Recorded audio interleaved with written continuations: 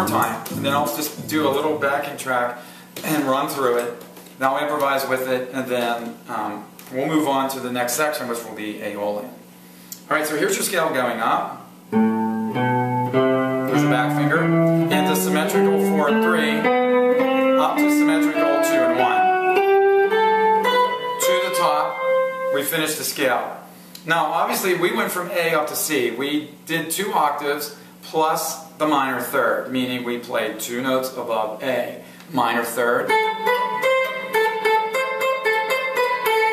You hear that sound? That's minor. When I play the major third, it's clearly a completely different sound. So it's another thing you want to get used to is hearing this minor third. That kind of thing will perk up in your ears, and you'll know exactly what tonality you're in and when you hear a song. We'll talk more about ear training too. Let's play it one more time forward, and then we will do descending. Forward, back finger, symmetrical.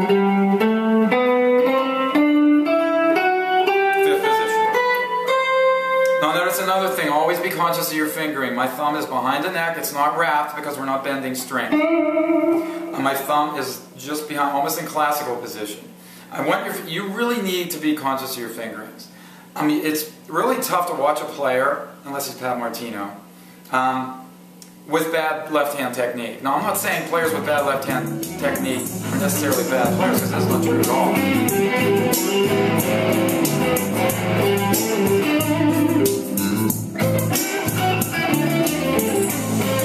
Stay on top of your fingertips. Well, one of my favorite players is, electric players is Eric Johnson, and he literally, if you look at his fingertips, they look like he took a file and just filed them completely flat. It's one of the strangest things ever. It's almost like he was born to play guitar, because he obviously was.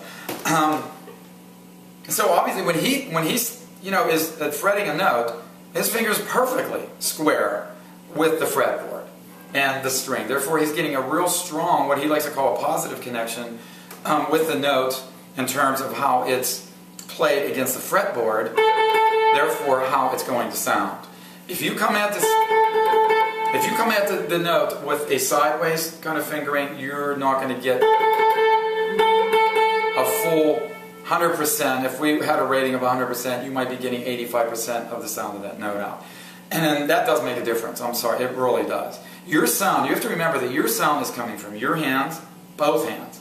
Everybody sounds different. If I hand this guitar to somebody else and they play it the same exact tone, they're going to sound different than I do, because no person strikes the string with the same force with a pick or fingers, and no person lands at the 100% exact spot between the frets or with the same angle.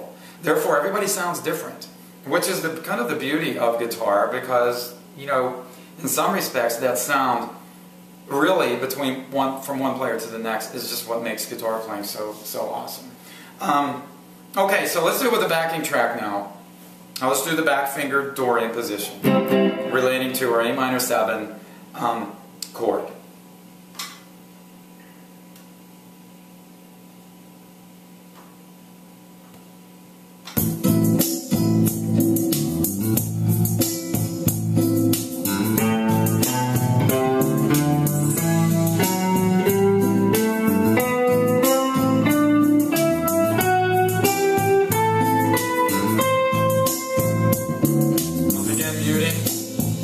We'll go back. We're going to descend.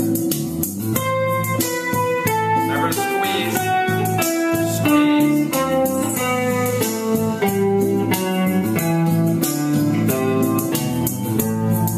If I want, I can put a tag on it. It's more of a pentatonic leg.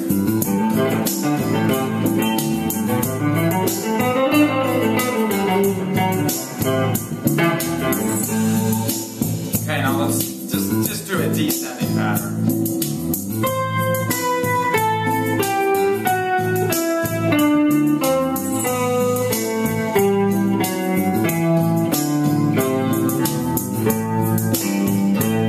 I'll just keep going back to G just to show you can use G. I'm not saying not to use this note. I just wouldn't start on it. I mean, you want to use it because you want to create, you have to remember that the Dorian sound has this minor seventh in it, alright? Just as the pentatonic does. That's what gives this scale its character, is that minor seventh kind of Santana sound. Santana like the Dorian scale. Now, having said that, I'll probably, once we get the Aeolian done, in the next probably 2 segments, I'm going to start using chromatic tones in between all these chord, or in between all these scale notes. That'll start to show you that you, if you're careful, you can almost use any note in between the notes that you're playing. Just a quick example. Okay,